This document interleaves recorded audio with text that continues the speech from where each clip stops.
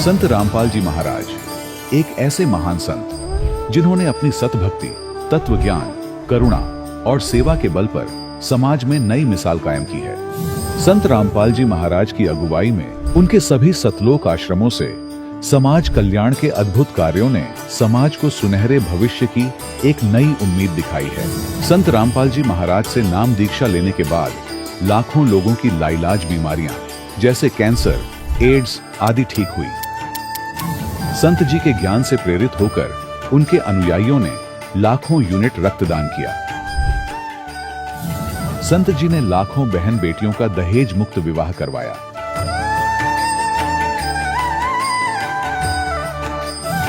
संत जी ने लाखों लोगों का नशा छुड़वाया, करोड़ों उजड़े परिवार बसे।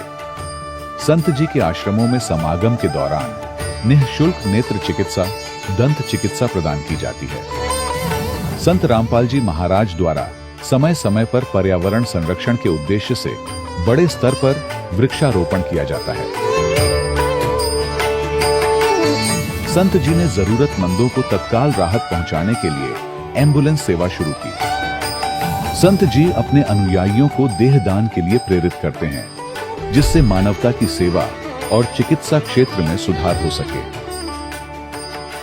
संत रामपाल जी महाराज के सभी आश्रमों में हर रोज निःशुल्क भंडारा आयोजित किया जाता है, जहां हर वर्ग, हर जाति और हर धर्म के लोग एक साथ बैठकर भोजन करते हैं।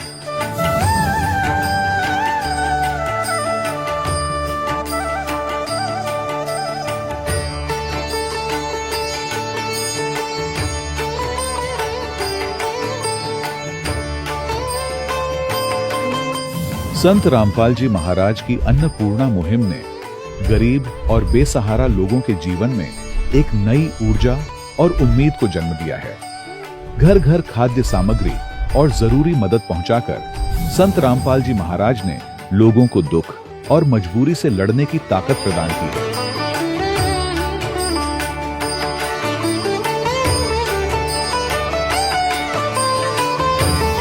संत रामपाल जी महाराज द्वारा गरीब लोगों के लिए घर बनवाने का अद्भुत कार्य एक ऐसी मिसाल कायम कर रहा है जो सदियों सदियों संत जी की उदारता और दया भावना के तौर पर जाना जाएगा।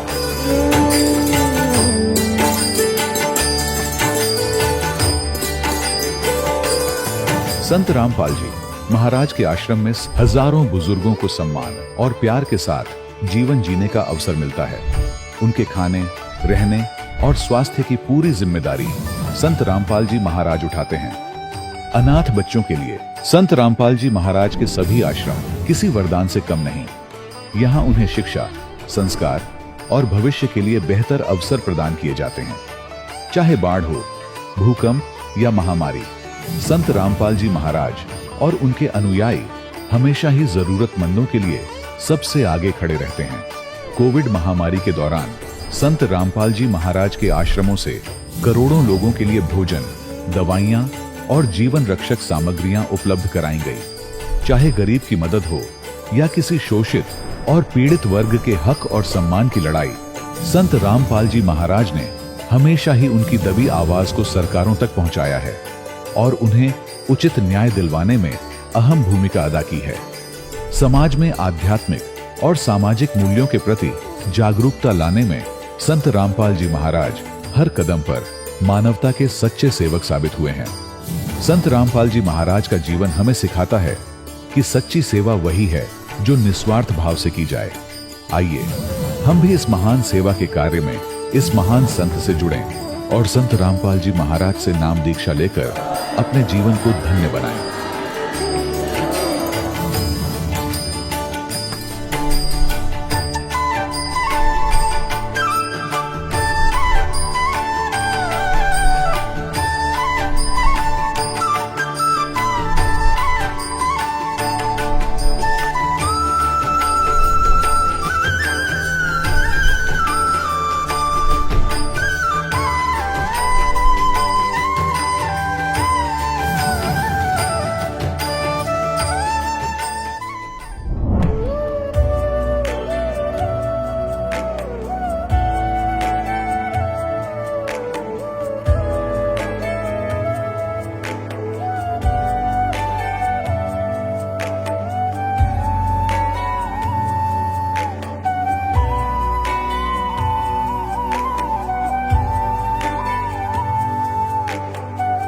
कौन ब्रह्मा का पिता है, कौन विष्णु की मां, शंकर का दादा कौन है, हमको दे बता। ये जानने के लिए कृपया सुनिए। जगत गुरु तत्वदर्शी संत रामपाल जी महाराज के अमृत वचन सर्व पवित्र धर्मों के पवित्र शास्त्रों के आधार पर। सत्साहिब दर्शकों, तकनीकी और वैज्ञानिकता ने मनुष्य के मस्तिष्क में अपना स्थान इस प्रकार बना लिया है कि भूत प्रेतों जैसी बातें केवल काल्पनिक लगती हैं। लेकिन दर्शकों, भूत प्रेत की बाधा जिस परिवार के ऊपर आती है, केवल उसी को पता रहता है कि यह किसी आपदा से कम नहीं है। दर्शकों, ऐसी ही आपदा ने दस्तक दी गंगानगर, राजस्थान के रहने वाले कृपाल सिंह जी की जिंदगी में। इनको भी भूत प्रेतों की बाधाओं ने इस प्रकार जकड़ लिया था कि मानो मरने के अलावा अब कोई रास्ता ही नहीं बचा हो।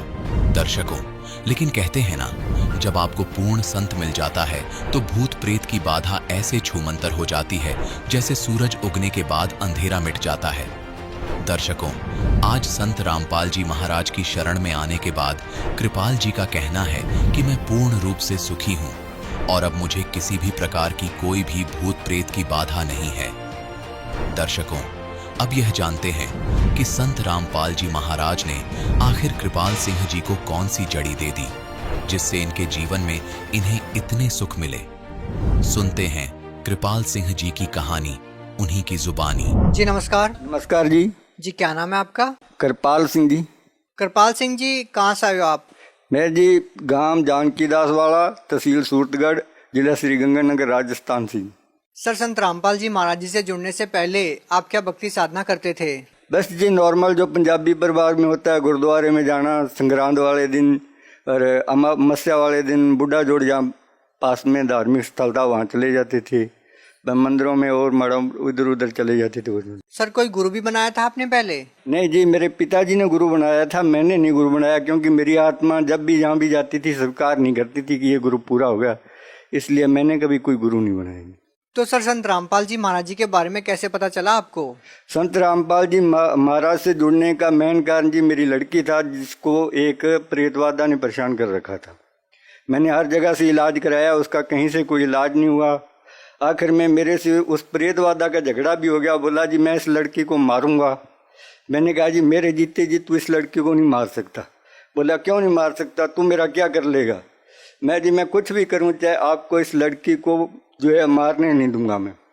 फिर मैं जी ऐसे करते करते खेत चला गया। खेत जाके परमात्मा से अरदास लगाई कि हे परमात्मा, अगर तू धरती पर कहीं है तो ये छोटी मोटी प्रेत बाधाएं जो हमको परेशान कर रही है, क्या इनको दूर नहीं कर सकता? अगर तो धरती पर नहीं है तो हमें मनुष्य जीवन जो मिला है, इसका मेन मकसद तो भक्ति करके मोक्ष प्राप्त करना है। और आप मिले नहीं तो हमारा मनुष्य जीवन बेकार जाएगा। इसलिए तो या तो हमारा ये मनुष्य जीवन है, इसको आप छुड़ा दो, ख़त्म कर दो। नहीं तो अब अगर आप कहाँ हैं धरती पर, हमें उसकी सूचना दो, मिलो, ताकि हम आपको प्राप्त करें, भक्ति करें आपकी।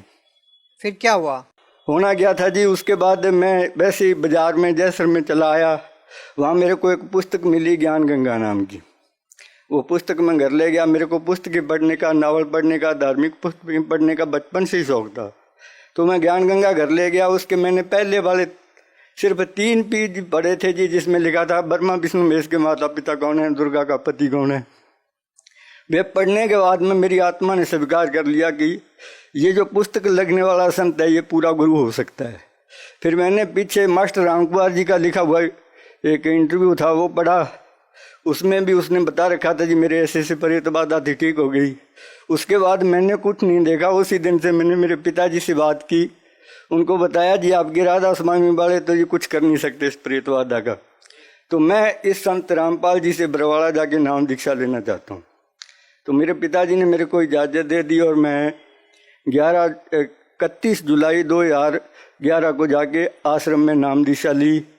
नाम दीक्षा लेने के बाद में उस समय सत्संग खत्म हो चुका था जिस दिन मैं गया।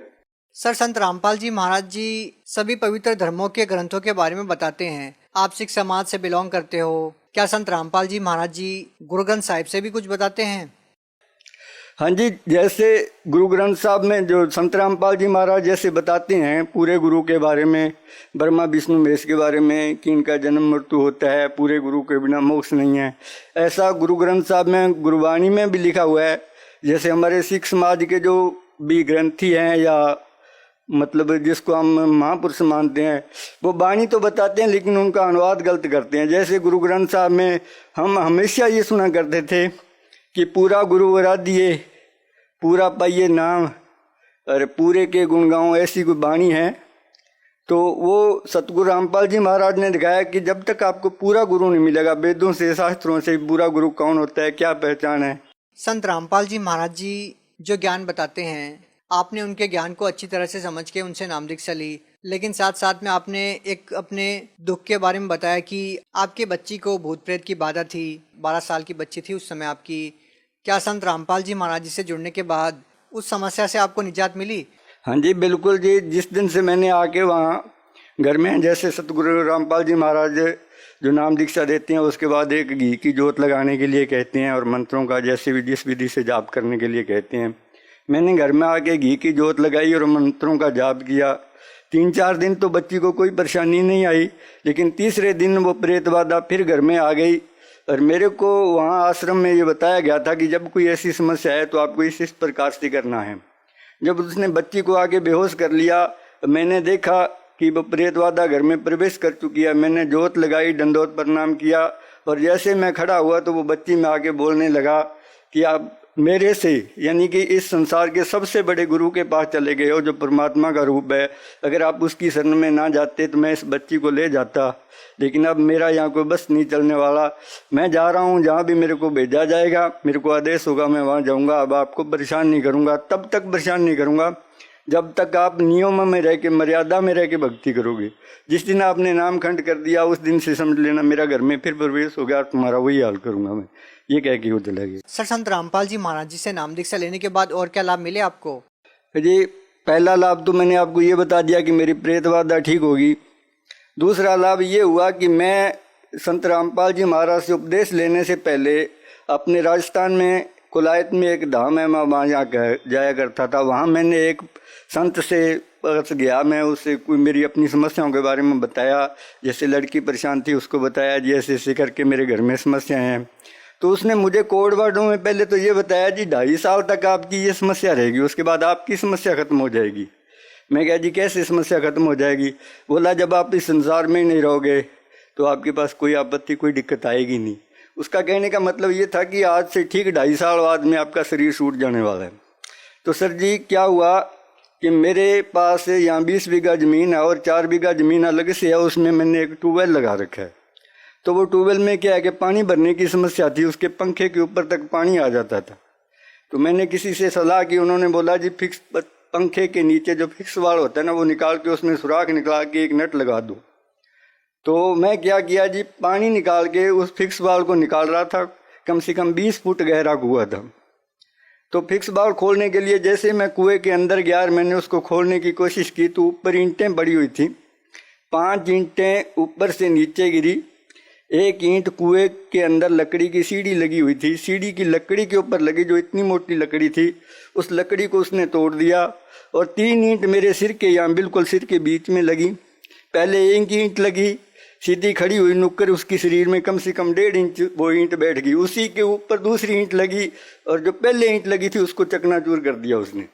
मेरे को ऐसे महसूस हुआ जैसे मेरे सिर में कोई खराश वगैरह हुई हो। मेरे 2 भाई ऊपर खड़े हुए थे, बड़े वाला और छोटे वाला भी।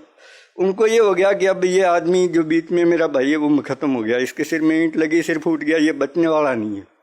तो मैंने क्या किया जी, जैसे मेरे को महसूस हुआ ना मेरे सिर के ऊपर कुछ गिरा है, मैं उसी टाइम वहाँ चाबी पाना छोड़ा और सीढ़ियों से ऊपर चढ़ के बाहर आ गया। बाहर आके देखा जी कुछ नहीं हुआ है। तो मैं फिर वापस चला गया। दो नट खोल दिए थे मैंने, 2 रह गए थे। 2 नट खोलने के बाद मैं वापस बाहर आया तो देखा, मैंने हाथ लगाया तो मेरा यहाँ हाथ खून से भरा हुआ था। मैंने सिर में हाथ लगा के देखा तो 1 इंच यानी 1.5 इंच आंगली मेरी सिर के अंदर चली गई थी। तब उस समय तो मेरे को ये नहीं लगा, भाई साहब भी बोले कि आप जाओ यार अल्ट्रासाउंड करवा लो। तो मैं वहाँ से कम गांव से 2 मरबा दूर था खेत मेरा। घर तक आते आते मेरे को प्रेरणा हो गई जी, मैंने संत रामपाल जी महाराज से नाम ले रखा है। आज मेरी मौत थी, 2.5 साल पूरे हो गए। जो उस पापिष्ट ने, उस संत ने बताए थे। आज मेरे को मरना था लेकिन मैं बच गया, रामपाल जी महाराज ने बचा लिया। भाई साहब बोले आप एक्सरा कराओ, अल्ट्रासाउंड कराओ। मैं जी मेरे को कुछ नहीं कराना है, मेरे सतगुरुदेव ने मेरे को बचा लिया। आज मेरी मौत थी, जब मेरे को सतगुरु ने बचा लिया है तो सिर भी वो ही ठीक करेंगे। उस समय मेरे दाढ़ी और केस नहीं रखे हुए थे जी, मैं बिल्कुल मुन्ना रहता था, दाढ़ी क्लीन सेट रखता था, छोटे छोटे बाल थे। डॉक्टर के पास, जो गांव में हम डॉक्टर होते हैं उनके पास गया, उससे कटिंग करवाई। उसे उन्होंने थोड़ा बहुत ट्रीटमेंट किया, जितना भी उन्होंने मना कर दिया। बोला जी मैं ज़्यादा तो कुछ कर नहीं सकता, टांके लगवाने पड़ेंगे, ये है वो है, तो आपको सूरतगढ़ जाना पड़ेगा। मैं कहा आप जितना कर सकते हो कर दो कि। उसके बाद क्या है, उन्होंने थोड़ी बहुत ट्यूब वगैरह लगा के ऊपर पट्टी रख दी, तो मैं कहीं नहीं गया जी। 7वें दिन मेरा वो जख्म भर गया, ऑटोमेटिक से ठीक हो गया मेरा। सर, आप संत रामपाल जी महाराज जी के बारे में भगत समाज को क्या संदेश देना चाहते हो? सर मैं संदेश तो नहीं दे सकता जी, कोई भी भक्त संदेश तो परमात्मा ही देते हैं। मैं तो सिर्फ प्रार्थना कर सकता हूँ कि सतगुरु रामपाल जी महाराज के अनेक चैनलों पे सत्संग आते हैं। उन सत्संगों के नीचे चैनल में पट्टी चलती है पीले रंग की, उसमें फ़ोन नंबर वगैरह होते हैं, तो आप उस फ़ोन नंबर पे संपर्क कीजिए। पहले ज्ञान समझिए, फिर ज्ञान समझने के बाद उन नंबरों पे संपर्क कीजिए, नाम दीक्षा लीजिए और अपना कल्याण कराइए। क्योंकि मनुष्य जीवन अपने को बार बार नहीं मिलता है, ये मौका है। और परमात्मा ने इसके बारे में लिख भी रखा है कि जो पिछली पीढ़ी आएगी तब मैं सबको पार करूँगा। और जिस समय इस पीरियड टाइम में जिसका भी जन्म है, उन मनुष्यों के पास जन्म मरण से छूटने का, 84 लाख दुनियों से बचने का पूरा चांस है। वो भक्ति करके पार हो सकते हैं अगर वो ज्ञान को समझें और दीक्षा ग्रहण करें। जी धन्यवाद। सत साहिब। दर्शकों, अभी आपने सुने संत रामपाल जी महाराज से दीक्षा प्राप्त करके सुखी हुए भक्त के अनुभव। अब देखिए जगत गुरु तत्वदर्शी संत रामपाल जी महाराज के मंगल प्रवचन। तो नानक साहब जी एक सुल्तानपुर शहर में एक नवाब के यहाँ मोदी खाने में नौकरी करते थे। वो नौकरी त्याग दी, सच्ची सरकार की नौकरी के लिए चल पड़े। बनारस में पहुंचे, जब देखा जो सचखंड में देखी थी जो सूरत, और वो देखा वहां एक जुलाहे के रूप में कपड़ा बुनते हुए, तब कहा था फाई सूरत मुल्क की वेश, ए ठगवाड़ा ठगी देश, खरा सियाणा बहुता बार ये धानक रूप रहा करता रहा। बोली आत्माओं देखो, ये लोगो आओ, ये अपने आप को छुपाए बैठा है, ये ठग है, ये ठगवाड़ा है। प्यार में रो रो कर कह रहे थे, ये बैठा धानक रूप रहा करता और धानक रूप रहा करता। इसी प्रकार दादू साहिब जी ने कहा है कि जिन मुख को निज नाम दिया सोए सतगुर हमार, दादू दूसरा कोई नहीं, ये कबीर सिरजनहार। और मुल्कदास जी ने कहा था, जपोरे मन साहेब नाम कबीर, जपोरे मन परमेश्वर नाम कबीर। और फिर कहा है कि दास मलोक सलूक कहत है, खोजो खसम कबीर, जपोरे मन परमेश्वर नाम कबीर। काफी लंबा प्रकरण है, लेकिन हम थोड़ा थोड़ा आपको प्रमाण दे रहे हैं।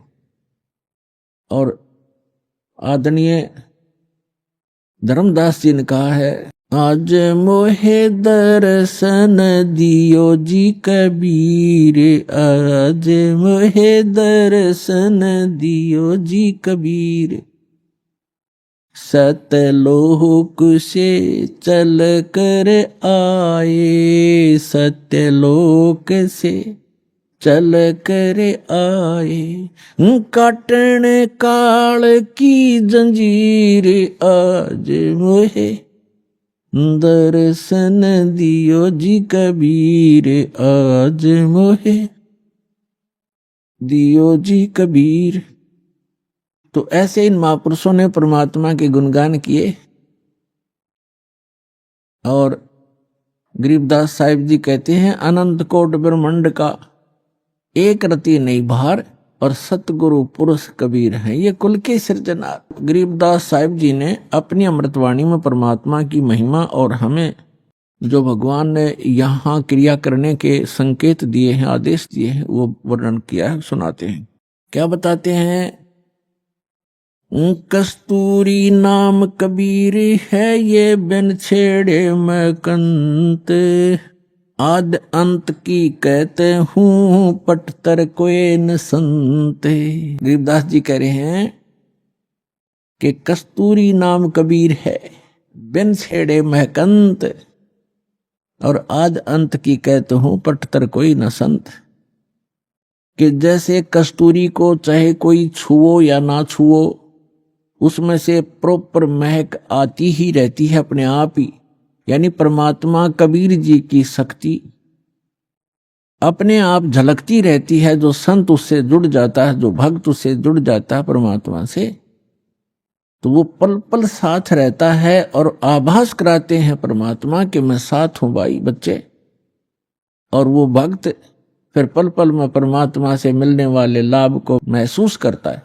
तो यहां कहते हैं कस्तूरी नाम कबीर है, परमात्मा से प्राप्त जो मंत्र है, परमात्मा की शक्ति उस मंत्र जाप करने वाले के अंदर अपने आप कार्य करती रहती है।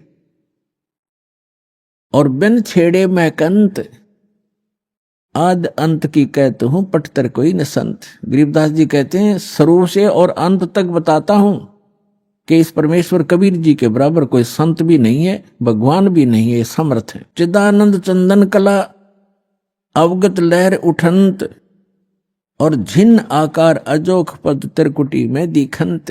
तिरकुटी भिरकुटी मेट दे, घट के घाट अनंत, और घट मट से न्यारा रहे जाका आदि न अंत।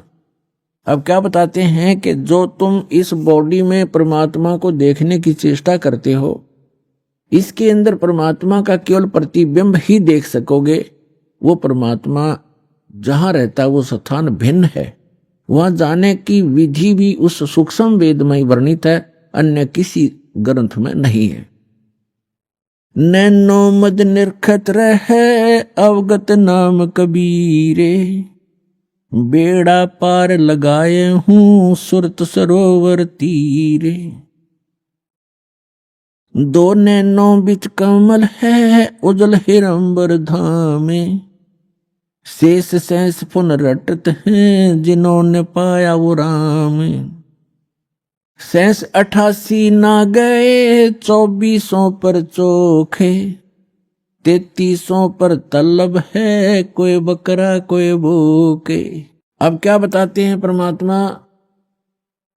गरीबदास जी कह रहे हैं परमात्मा की महिमा के जिस स्थान पर हमने पहुंचना है, जहां जाने के बाद साधक को कोई जरा और मरण कष्ट नहीं रहता, वहां किसी चीज का अभाव नहीं है, वो सुख सागर है।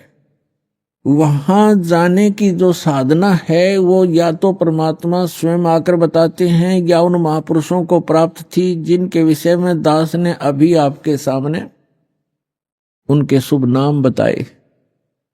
लेकिन उन महापुरुषों को हमने महत्व नहीं दिया। उस समय जिस समय वो प्रगट थे, उनके जाने के बाद भले ही हम ढेर सारे अनुयायी भी बन गए, लेकिन जो रहस्य उन छुपा गए वो अपने अमृतवाणियों में एफिडेविट बना गए, लिख गए, उनको वो खुद ही समझ सकते हैं, उसमें कोड वर्ड होते हैं। उसके बाद उनके जाने के बाद बहुत ज्यादा अनुयायी भी बन गए, लेकिन उनके उन संकेतों को नहीं समझ सके। उन महापुरुषों ने क्या कहना चाहा था, समाज ने स्वीकार किया नहीं। देख सकते हैं आप आदरणीय नानक साहिब जी के उसमें कितने अनुयायी थे जब वो वर्तमान में थे, बहुत ही नाम मात्र थे। उनके जाने के बाद आप देख रहे थे करोड़ों की संख्या में सिख बन गए, शिष्य बन गए। उस समय कोई पूछने वाला ढंग से उनसे अर्ज करते तो वो रहस्य बता देते, लेकिन उस समय हम उनकी कीमत को समझ नहीं सके। ऐसे ही कबीर परमेश्वर आए थे, उस समय लोगों ने परमात्मा को समझा नहीं, वहां की जनता ने, तो परमात्मा अपना कोड वर्ड लिख कर चले गए।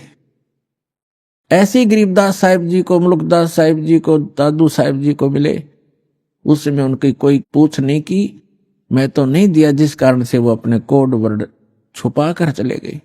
अब उन सभी सांकेतिक शब्दों को उन अद्भुत रहस्यों को उजागर करने की बुद्धि इस दास को दी कबीर भगवान ने। तो सभी सदग्रंथों की, सभी महापुरुषों के शुभ संकेत हैं और रहस्य में संकेत है, उनको बताने के लिए इस दास पर मेहर करी है और वो आपको अब रूबरू कर रहा है। इसका लाभ उठाओ। अब क्या बताते हैं कि जो ज्ञान परमात्मा स्वयं आकर बताता है वो है मूल ज्ञान, तत्व ज्ञान।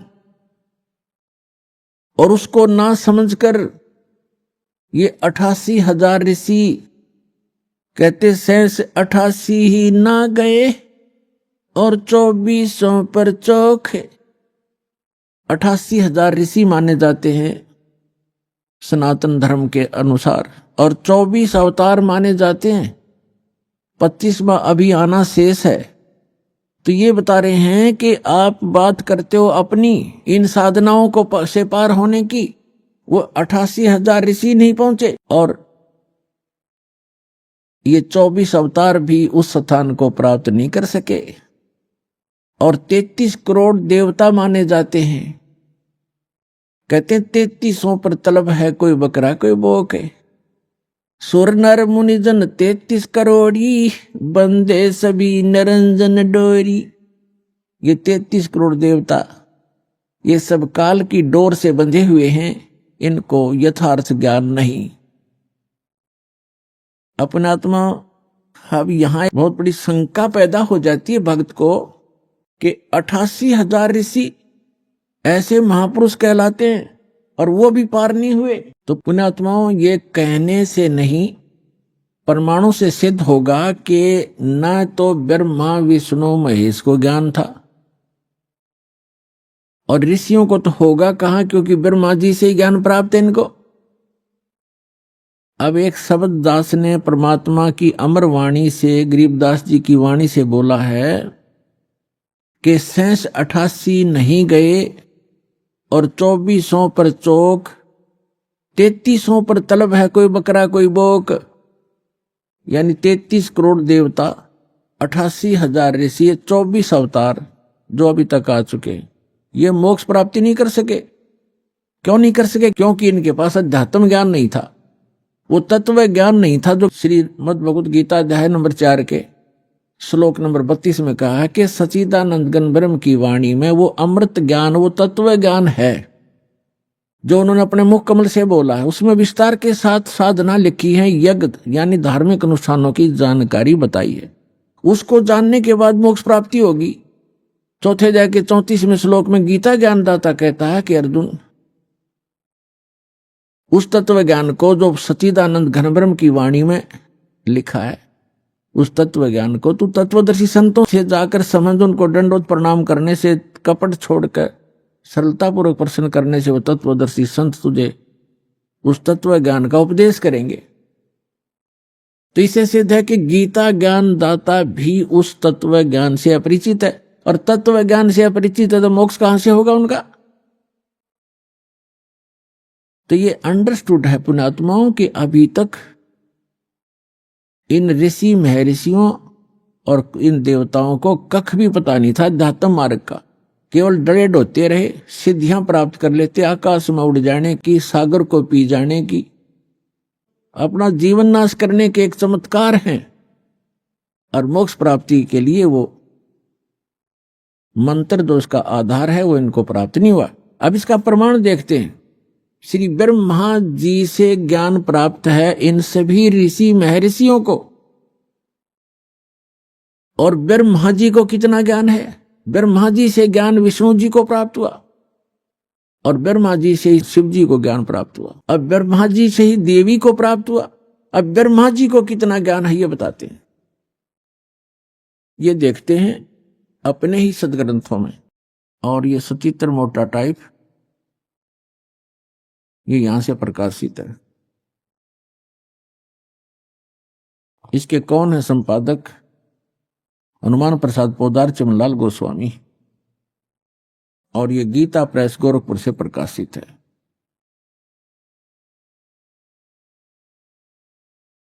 इसके आपको दिखाते हैं 28-29 पृष्ठ पे ये है पहला स्कंद, संक्षिप्त देवी भागवत देवी पुराण, और 28 पृष्ठ पे यहां Vyas ji, writer of the all Purana and Veda, Narad ji ने कहा, महाभाग व्यास जी, तुम इस विषय में जो पूछ रहे हो ठीक यही प्रश्न मेरे पिताजी ने भगवान श्री हरि से किया था। देवादिदेव भगवान जगत के स्वामी हैं, लक्ष्मी जी उनकी सेवा में उपस्थित रहती हैं, दिव्य कौस्तुभ मणि उनकी शोभा बढ़ाती है, वे शंख चक्र गदा लिए रहते हैं, पीतांबर धारण करते हैं, 4 भुजाएं हैं, वक्ष स्थल पर श्री वत्स का चिन्ह चमकता रहता है, वे चराचर जगत के आश्रय दाता है, जगत गुरु एवं देवताओं के भी देवता हैं। ऐसे जगत प्रभु भगवान श्री हरि यानी विष्णु जी महान तप कर रहे थे, उनकी समाधि लगी थी। यह देखकर मेरे पिता ब्रह्मा जी को बड़ा आश्चर्य हुआ। अतः उन्होंने उनसे जानने की इच्छा प्रकट की। ब्रह्मा जी ने पूछा, प्रभु आप देवताओं के अध्यक्ष, जगत के स्वामी, भूत भविष्य एवं वर्तमान के सभी जीवों के एकमात्र शासक हैं। भगवान, फिर आप क्यों तपस्या कर रहे हैं और किस देवता के आराधना में ध्यान मग्न है? मुझे असीम आश्चर्य तो ये हो रहा है कि आप देवेश्वर एवं सारे संसार के शासक होते हुए भी समाधि लगाए बैठे हैं।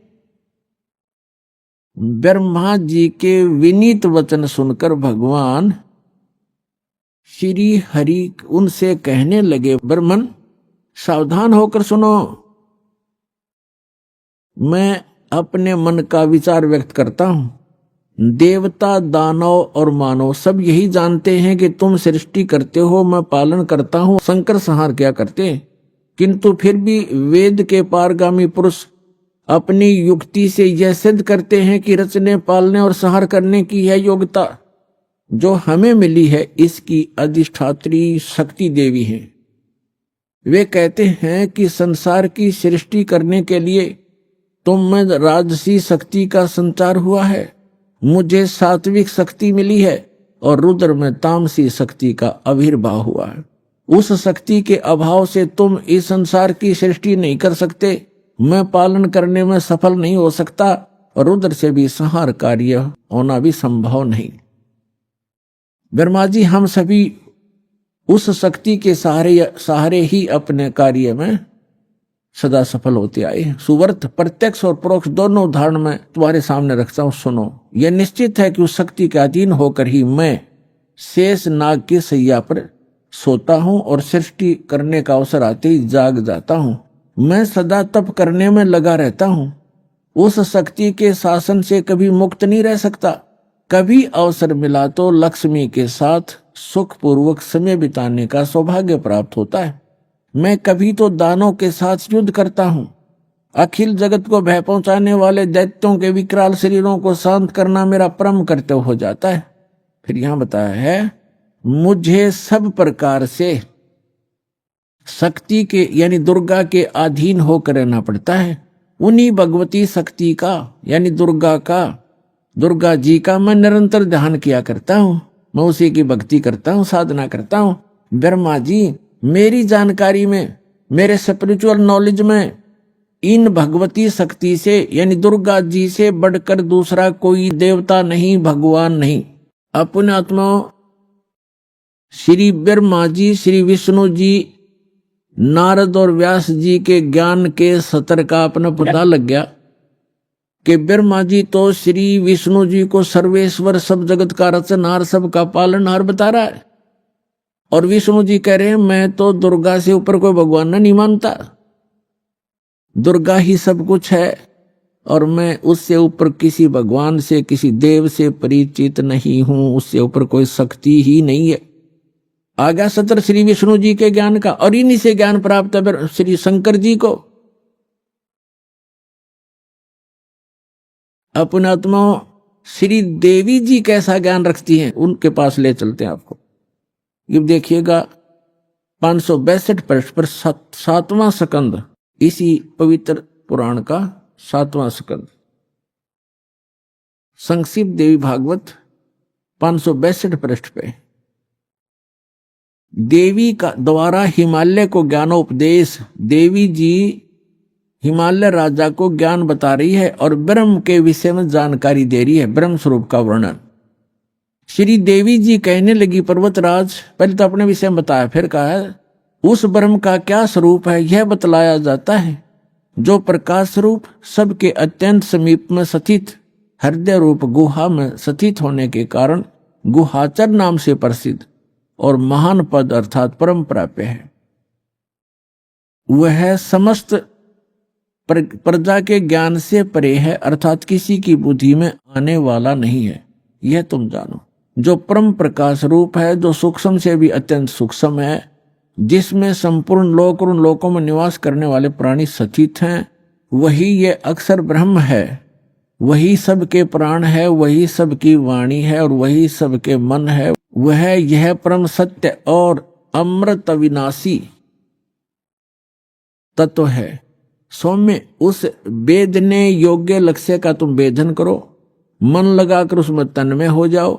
सौम्य उपनिषद में कथित महान अस्त्र रूप धनुष लेकर उस पर उपासना द्वारा तीक्ष्ण किया हुआ बाण संधान करो और फिर भावनागुप्त चित्त के द्वारा उस बाण को खींचकर उस अक्षर रूप ब्रह्म को ही लक्ष्य बनाकर वेदन करो।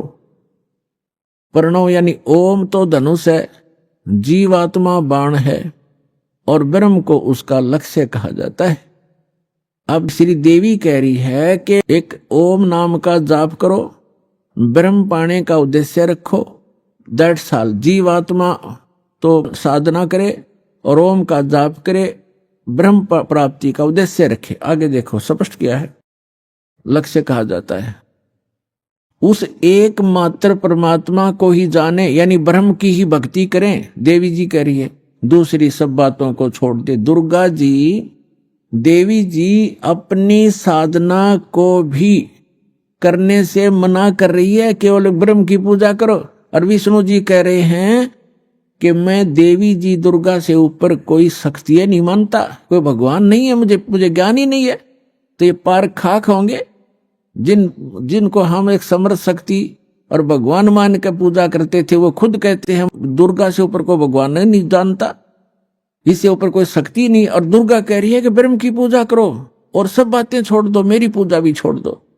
तो क्या ज्ञान था विष्णु जी को और क्या ज्ञान था ब्रह्मा जी को, और शंकर जी भी उन्हीं से ज्ञान प्राप्त है। तो इनसे पता चलेगा, जो दास शब्द बोल रहा है और इस परमात्मा ने अपनी वाणी में लिखा है कि 88 नहीं गए और 2400 पर चौक और 3300 पर तलब है, कोई बकरा कोई बोक है। सुर नर मुनिजन 33 करोड़ी, सुर 33 करोड़ देवता, ये काल के बंधे हुए हैं, इनको ऊपर का ज्ञान नहीं है। यही इसी की सत्य सत्य साधना जो इनके सत्र की, उसको कर करके अपना जीवन यही व्यतीत कर रहे हैं। अब दुर्गा जी क्या बता रही है, उस एकमात्र परमात्मा को ही जाने, दूसरी सब बातों को छोड़ दे। यही अमृत रूप परमात्मा के पास पहुंचाने वाला पुल है। संसार समुद्र से पार होकर अमृत स्वरूप परमात्मा को प्राप्त कराने का यही सुलभ साधन है। जिस प्रकार रथ यहां आते हैं, इस आत्मा का ओम के जप के साथ ध्यान करो ब्रह्म का, और इससे अज्ञान में अंधकार से सर्वथा परे और संसार समुद्र से उस पार जो ब्रह्म है उसको पा जाओगे। ओम का जाप करो, ब्रह्म पाने का उद्देश्य रखो, उस ब्रह्म को पा जाओगे, तुम्हारा कल्याण हो। और वो कहाँ रहता ब्रह्म? वह यह सबका आत्मा ब्रह्म लोक रूप दिव्य आकाश में स्थित है। अब देवी ने, दुर्गा जी ने ये स्पष्ट कर दिया है कि मेरी भक्ति भी छोड़ दो, केवल एक ब्रह्म की पूजा करो, ओम नाम जाप, उसका नथिंग एल्स। और वो कहाँ रहता है? ब्रह्मलोक में। बस देवी जी ने जो साधना बताई है वो अपने से भी अन्य भगवान बताया है ब्रह्म, उसका केवल एक ओम मंत्र बताया है। ओम मंत्र के जाप से कहाँ जाएगा प्राणी? ब्रह्मलोक में चले जाओगे, तुम्हारा कल्याण हो। इतना कल्याण हो सकता है ओम से। अब गीता ज्ञान दाता ये ब्रह्म है। गीता अध्याय नंबर 8 के श्लोक नंबर 13 में गीता ज्ञान दाता कहता है, ओम इति एकाक्षरम ब्रह्म व्यवहारण मामनुसमरण ये प्रयाति तजन देहम सयाति परमाम गतिम। माम ब्रह्म, ये अनुवाद करता हूं ना, थोड़ी गलती कर रखी है इसमें। मुझ ब्रह्म का केवल एक ओम मंत्र है। आपको दिखाते हैं श्रीमद् भगवत गीता, देखिएगा। ये जयदयाल गोविंद का इसके अनुवादक हैं और गीता प्रेस गुरुपुर से ये प्रकाशित है। गीता अध्याय नंबर 8 के श्लोक नंबर 13 में आपको दिखाते हैं। श्रीमद् भगवत गीता अध्याय 8 और श्लोक नंबर 13 में। इसमें हम संस्कृत भी पढ़ेंगे। ओम इति एकाक्षरम ब्रह्म व्यवहारण माम अनुस्मरण ये प्रयाति तजंदेहम सयाति परमाम गतिम। ये क्या कहता है? माम ब्रह्म, मुझ ब्रह्म का केवल एक ओम अक्षर है। ओम यह एक अक्षर है, नथिंग एल्स। ये प्रयाति तजंदेहम, जो शरीर त्याग कर जाता है ओम नाम का सिमरण करता हुआ, सयाति परमाम गतिम, वह है ओम से मिलने वाली परम गति को प्राप्त होता है। ये श्री देवी जी ने देवी पुराण में स्पष्ट कर दिया है। ओम नाम का जाप करने वाला ब्रह्म की साधना करता है, ब्रह्म को प्राप्त होता है, वो ब्रह्म लोक में रहता है।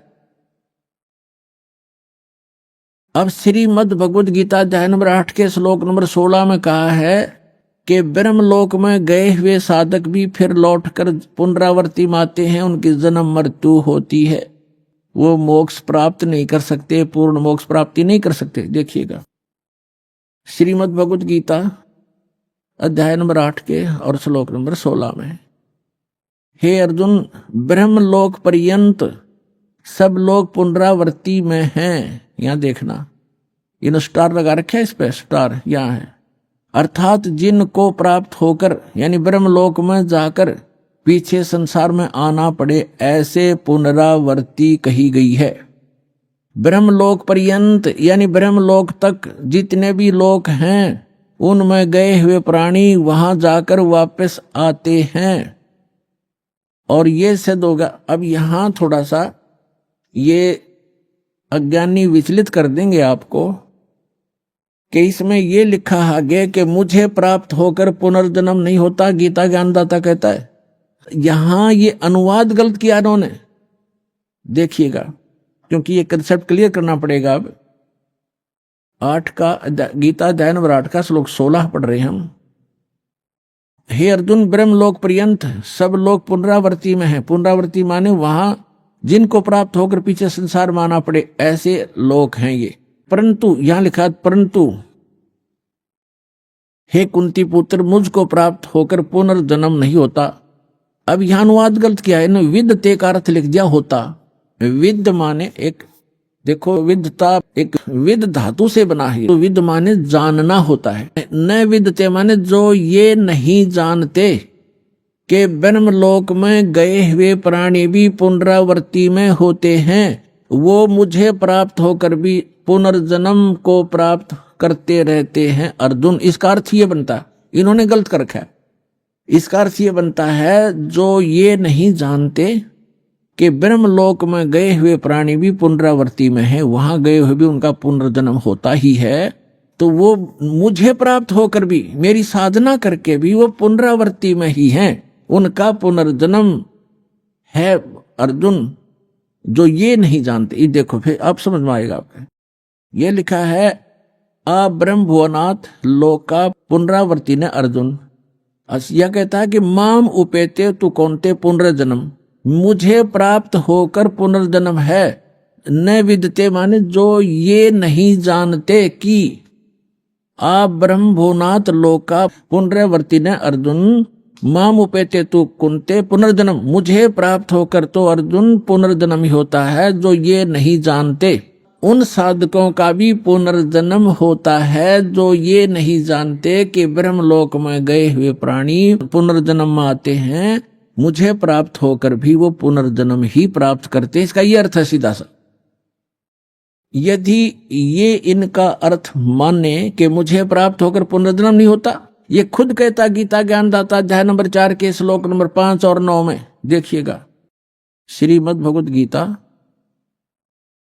अध्याय नंबर आपको ये 4 है, इसका मंत्र नंबर 5 यहां से प्रारंभ होता है और इसका यहां अनुवाद है। हे प्रणतम अर्जुन, मेरे और तेरे बहुत से जन्म हो चुके हैं। गीता ज्ञानदाता कहता है कि हे प्रणतम अर्जुन, मेरे और तेरे बहुत जन्म हो चुके हैं। उन सबको तू नहीं जानता, मैं जानता हूं। और यहां देखो 9 में, अध्याय 4 के मंत्र 9 में कहा है कि अर्जुन, मेरे जन्म और कर्म दिव्य हैं, अलौकिक हैं। यानी जन्म और मृत्यु तो होता ही है गीता ज्ञानदाता का। अभी आपने सुने संत रामपाल जी महाराज के मंगल प्रवचन। आइए अब सुनते हैं संत रामपाल जी महाराज से नाम दीक्षा लेकर सतभक्ति करके अद्भुत लाभ प्राप्त करने वाले अनुयायी के विचार। दर्शकों, नशा एक ऐसी लत है जो व्यक्ति को अपने जाल में इस प्रकार जकड़ लेता है कि व्यक्ति चाहकर भी इस जाल से नहीं निकल पाता। इसी जाल में फंसे थे हरियाणा के अंबाला जिले के रहने वाले ऋषिपाल जी, जो सभी प्रकार का नशा करते थे। नशे की वजह से इनके घर में गृह क्लेश की समस्या बनी हुई थी। दर्शकों, आपको यह जानकर हैरानी होगी कि ऋषिपाल जी की माताजी संत रामपाल जी महाराज से जुड़ी हुई थीं और ऋषिपाल जी अपनी माताजी का विरोध किया करते थे। वे कई बार संत रामपाल जी महाराज के प्रति अपशब्द भी बोल दिया करते थे। लेकिन आज यह बात अपने आप में ही आश्चर्यजनक है कि ज्ञान गंगा पुस्तक के कुछ पन्ने पढ़ने मात्र से ही ऋषिपाल जी का नशा पूर्ण रूप से छूट गया और ये संत रामपाल जी महाराज की शरण में आ गए। दर्शकों, यह जानना रोचक है कि जो व्यक्ति कभी संत रामपाल जी महाराज के विषय में अपशब्द बोलता था, वह आज उनके विचारों को अपनाकर भक्ति मार्ग पर चल पड़ा।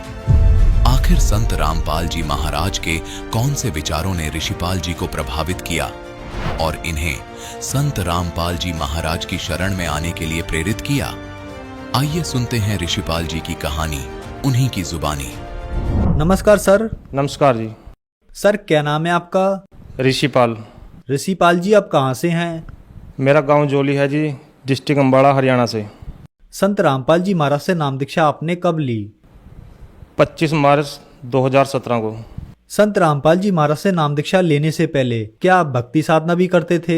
हाँ जी सर, हम सभी देवी देवताओं की भक्ति करते थे। ब्रह्मा, विष्णु, महेश की और माता दुर्गा की बहुत ही ज़्यादा भक्ति करते थे। नवरात्रों में व्रत रहना और नैना देवी, कांगड़ा, चमुंडा सभी स्थानों पर गया मैं माता दुर्गा के। घर में आसन लगाया हुआ था, बहुत ही ज़्यादा भक्ति करता था। हर शनिवार का व्रत रखता था।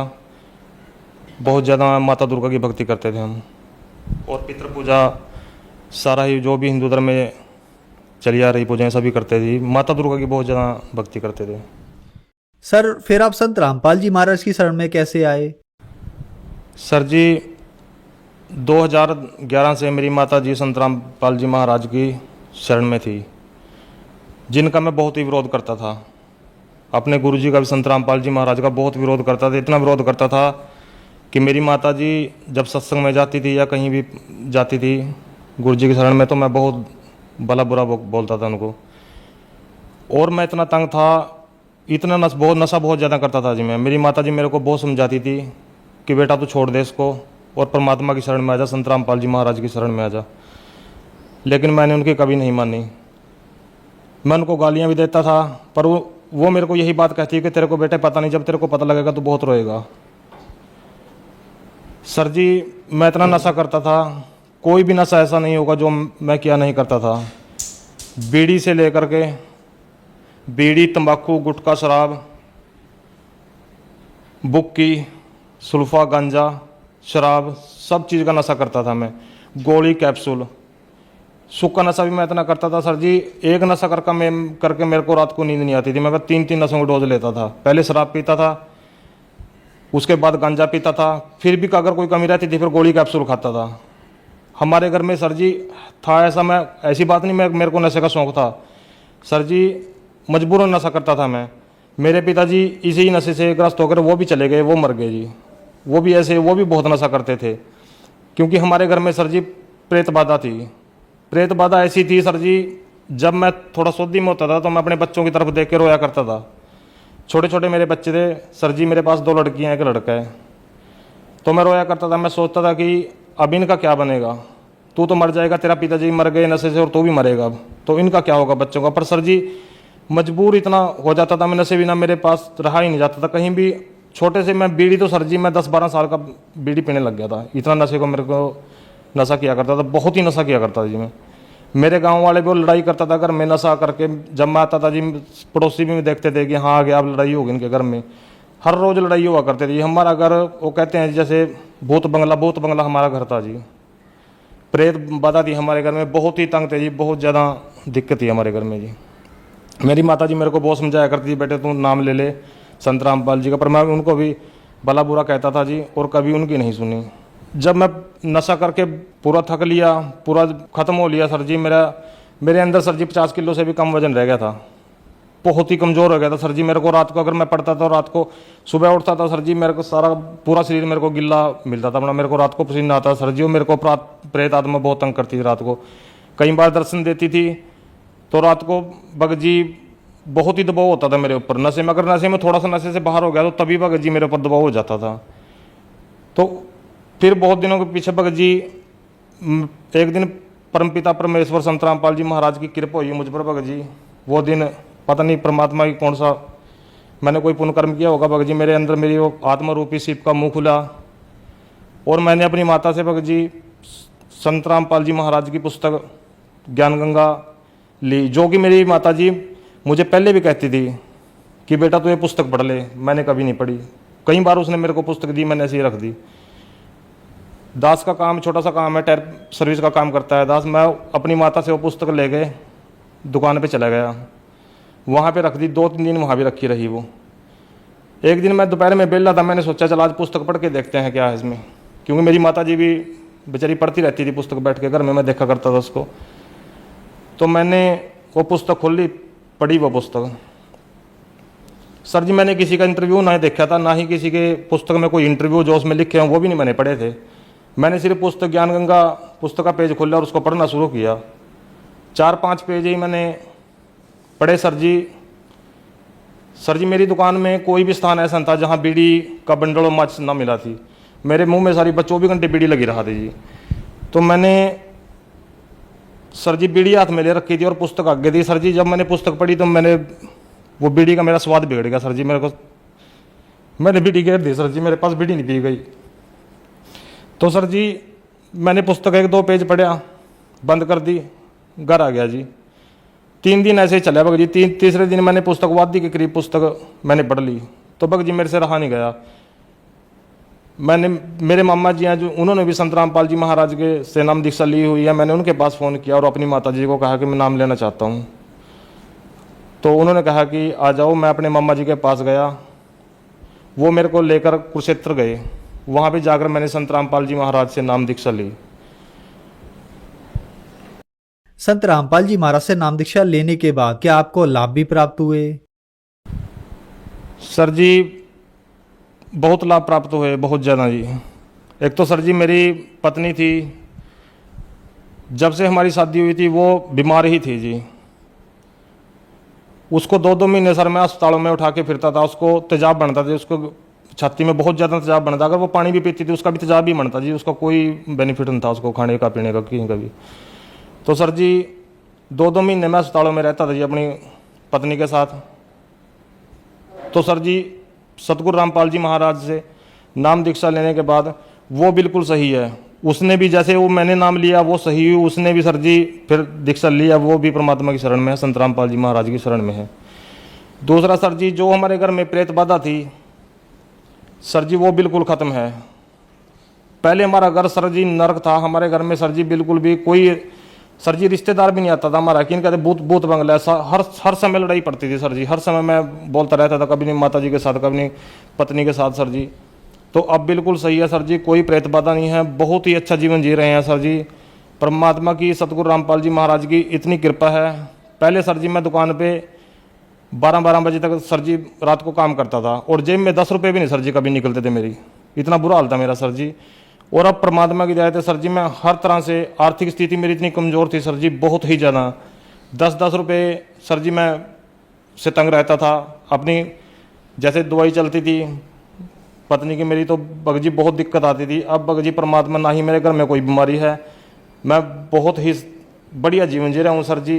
किसी तरह से कोई परेशानी नहीं है, प्रेत बाधा नहीं है। और सर जी सबसे बड़ा लाभ ये मिला है सर जी कि जिस परमात्मा को पाने के लिए साधु संतों ने शरीर गाड़ दिए और राजे महाराजाओं ने अपने राज छोड़े हैं सर जी, उस परमात्मा की जानकारी मेरे को मिली संत रामपाल जी महाराज के माध्यम से, जो कि खुद कबीर साहब जी आए हुए हैं संत रामपाल जी महाराज के चोले में। जिस दिन से मैंने संत रामपाल जी महाराज से दीक्षा ली सर जी, नशा मेरा बिल्कुल खत्म है। मेरे को पहले मैं इतना नशा करता, अब सर जी मेरे को बीड़ी पीने वाले के पास भी नहीं मैं खड़ता जी, मेरे को खड़ा ही नहीं जाता जी। धुआं भी इतना चंद्रा लगता है बहुत ज़्यादा, और मैं किसी भी तरह का कोई नशा नहीं करता। बहुत ही बढ़िया जीवन जी रहा हूँ सर जी।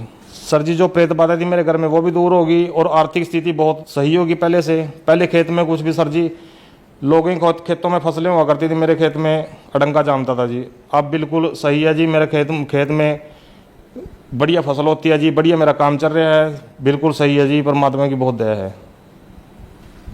सर हम आपसे यहाँ एक बात जानना चाहेंगे कि आपने बताया कि आप बीड़ी सिगरेट शराब आप इतने नशे करते थे कि हमें यहाँ गिनाना भी मुश्किल हो जाएगा। नशे में आपके पिताजी की मृत्यु हो गई और आपने भी ये सोच रखा था कि मेरी मृत्यु भी इसी नशे में हो जाएगी, मेरा नशा नहीं छूट पाएगा। फिर आप संत रामपाल जी महाराज की शरण में आए, आपका नशा छूट गया। तो सर संत रामपाल जी महाराज ने आपको ऐसी कौन सी भक्ति दवाई दी जिससे आपका नशा एकदम से छूट गया? सर जी नशे की दवाइयाँ मैंने पहले भी बहुत खाई, बहुत ही प्रयत्न करूँ था। मैं रोता था सर जी, जब मेरे को सोच आती थी मैं अपने बच्चों की तरफ देख के रोता था कि तेरा क्या बनेगा, अब तू मर जाएगा, तेरे बच्चों को कौन देखेगा। पर सर जी मेरा नशा नहीं छूटा, मैंने हर तरह से प्रयत्न किया जी। तो संत रामपाल जी महाराज की शरण मैंने के जो मंत्र देते हैं जी, जो संत रामपाल जी महाराज मंत्र देते हैं, उन मंत्रों में इतनी शक्ति है कि अगर उन मंत्रों को ग्रहण करते हैं तो नशे के पास इंसान जा ही नहीं सकता। ये मेरा पक्का तजुर्बा है जी। क्योंकि सर जी मैं ये सोचता हूँ, मेरा पक्का तजुर्बा है कि जैसे अगर मैं सुधर गया नशे से तो कोई भी सुधर सकता है, क्योंकि मेरे से ज़्यादा नशा मैं नहीं करता, कोई करता होगा जी। ये बात मैं नहीं कह रहा, मेरे गांव वालों से अब भी जिन रिश्तेदारों ने मैं देखा नहीं हूँ जी, उसके बाद जो मान लो फ़ोन पे ही ऐसे बात चलती है, वो मानते नहीं इस बात को जी। 24 घंटे मेरे बैग में, मोटरसाइकिल के बैग में थैले में शराब की बोतल होया करती थी जी, और सुल्फा गांजा 24 घंटे मेरे पास मिलता था। अब मैं बिल्कुल भी किसी तरह का भी नशा नहीं करता। ये सारा ही किया दरा संत रामपाल जी महाराज का है, जिन्होंने मैं इस नरक से निकाला मेरे को। सर जो दर्शक आज आपको देख रहे हैं, आप उनके लिए एक बहुत बड़ा उदाहरण है, जो नशा नहीं छोड़ पा रहे हैं। नशा एक बहुत गंभीर समस्या बन गया है, उनके लिए आप क्या कहना चाहेंगे? सर जी देखो, ऐसे नशा नहीं छोड़ सकता। सरकार भी नशा छुड़ाने के लिए इतना प्रयत्न करती है, इतना पैसा खर्च करती है, पर नशा नहीं छोड़ सकता। क्योंकि जब तक ये अंदर काल रूपी मन बैठा है, जब तक ये नहीं हटेगा अंदर से, ये मन ही नहीं करेगा नशे के लिए, नशा नहीं छोड़ सकता। और ये मन नहीं तब करेगा जब संत रामपाल जी महाराज की शरण में आएंगे, क्योंकि यही वो सुप्रीम पावर हैं, यही वो परमात्मा हैं जो नशे से इंसान को निकाल सकते हैं। नहीं तो नशे से, मेरे पिताजी सर्विस में थे, पढ़े लिखे थे, मैं तो इतना पढ़ा लिखा नहीं हूँ, मेरे पिताजी पढ़े लिखे भी थे, सर्विस में भी थे, हम उनके बच्चे थे, वो भी रोते थे हमको देख के जी कि मैं मर जाऊंगा, मेरे बच्चों का क्या होगा। पर सर जी वो मर ही गए, नशा नहीं उनके पास छूटा जी। डॉक्टरों ने भी जोर लगा लिया, उनको करते करते उनको टीबी की बीमारी हो गई थी सर जी।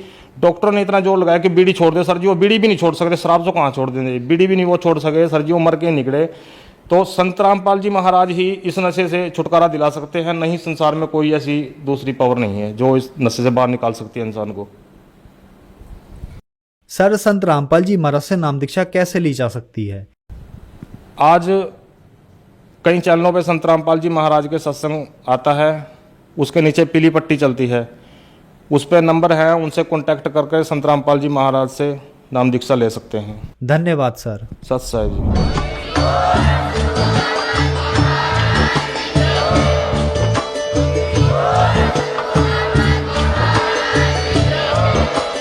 आप सुन रहे थे जगत गुरु तत्वदर्शी संत रामपाल जी महाराज जी के मंगल प्रवचन। अधिक जानकारी के लिए विजिट कीजिए हमारी वेबसाइट www.jagatgururampalji.org। संत रामपाल जी महाराज जी के शुभ आशीर्वाद से पूरे विश्व भर में 500 से भी ज्यादा नाम दीक्षा केंद्र हैं, जिन पर संत रामपाल जी महाराज जी द्वारा ऑनलाइन निशुल्क नाम दीक्षा दी जा रही है। अपने नजदीकी नाम दीक्षा केंद्र का पता करने के लिए संपर्क करें 8222880541।